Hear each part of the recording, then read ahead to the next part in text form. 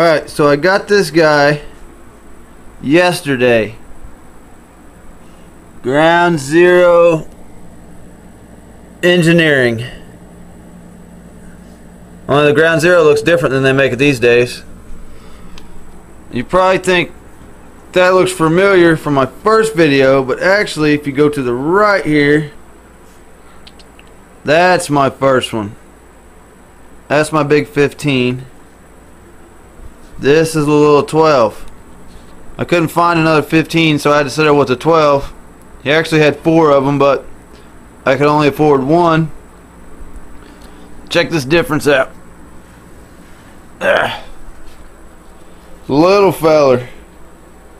Only the little guy is dual voice coil, and the big guy is single. But that's alright, because when I hook them both up, eventually, they're going to be hooked to 2 different amps. So I won't be straining the big one, because this guy can't take as many watts as this one. Look at the magnet size on this guy. He's got the triple stack magnet, dual voice coil. There's one, and there's the other one around that side. And the big boy has got 4 magnets. 4 there, 3 on there. Little of a size difference. It only took me like 6 years of searching to find one exactly like it. Well, it's not exactly like it because this one's a 12, but it'll be alright.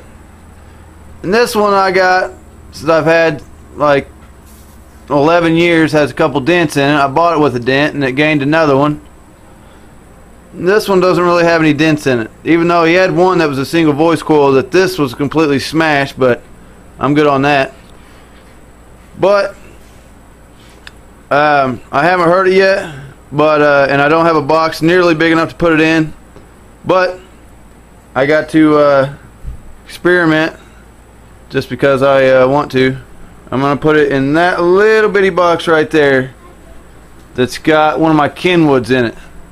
I'm going to take that Kenwood out, put this big boy in it. Of course, that box is sealed and small. I need a big ported box for this one. I need a huge ported box for this one.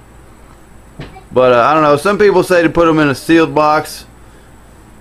But, you know, I don't really know. You can't find any specs on these. There ain't nobody that can find specs on them. So I'm just going to try some stuff out. But for now, I'm going to try it in that little box right there just to see it work. Here's what it looks like sitting next to one of my little Kenwoods. A little bit taller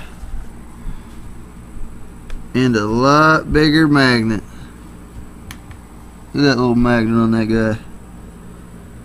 Big monster on that. Kenwood ain't got nothing on this guy. I don't even know how many watts it is. I think in like 1500 hit on this guy. This little guy says it'll take 600 watts peak on these things. Well, I can't get it turned over, but yeah, I've had like 400 watts on it and smelled them smoking, so yeah.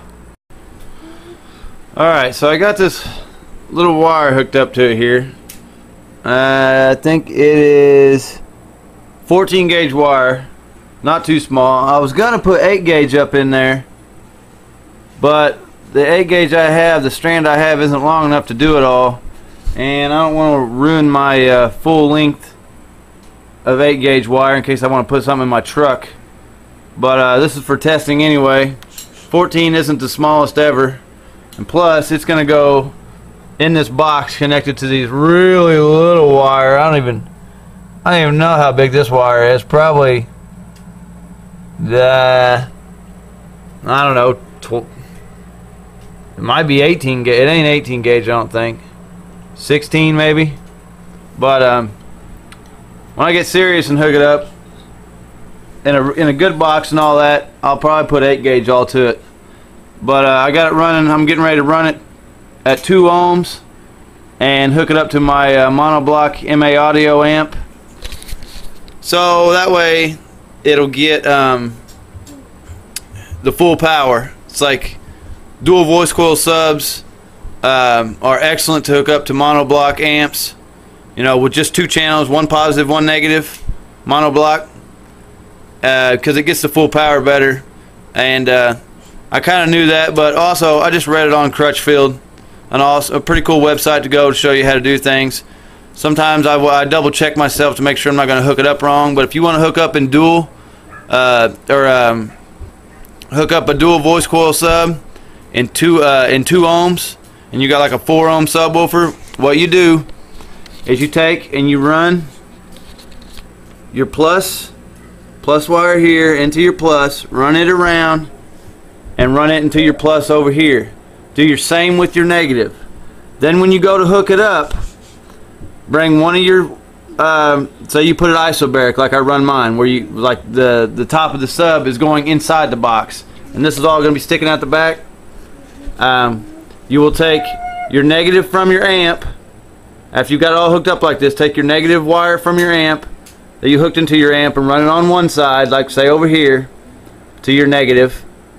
Splice it in with your wire you got hanging here, and then take your positive wire that you've wired into your amp and hook it up over here in the positive. So then you're bumping both voice coils. Bow. Both them voice coils are getting juice from both sides. Negative over here from your amp, positive over here from your amp. Positive to positive, zoop. Negative to negative, zoop. That's simple. Run it right into your amps, gets the full load, runs at a 2 ohm load, because I'm just hooking this up by itself. So yeah, you'll see it in a minute. Alright, I gotta show you what I did, since I did something here, since you're following me all the way. I took these little bitty wires that was attached in the box and hooked up an extension to it, because it's hard to hook. I didn't have enough space to bring these out to hook them up to that big boy. Really complicated. So I just wired a couple on here, a couple of the 14 gaugers, made it longer, sent the plus over here, wired it in with the plus over here, and then sent the negative over here, wired it in with the negative. And you know, I normally have all these wires cut shorter and looking all pretty, but this is just a tester, so I'm not trying to be pretty or nothing. But I'll be back in a second to see what it sounds like. One more thing I gotta show you before I bring it out. The sub doesn't quite fit, but it's in there. It's too damn big. The magnet's too big. It's that big gap right there. But it'll work for now, for the moment. Sorry, I just realized this video with my new Ground Zero is too long for one YouTube video, so I'm gonna split it in 2 pieces.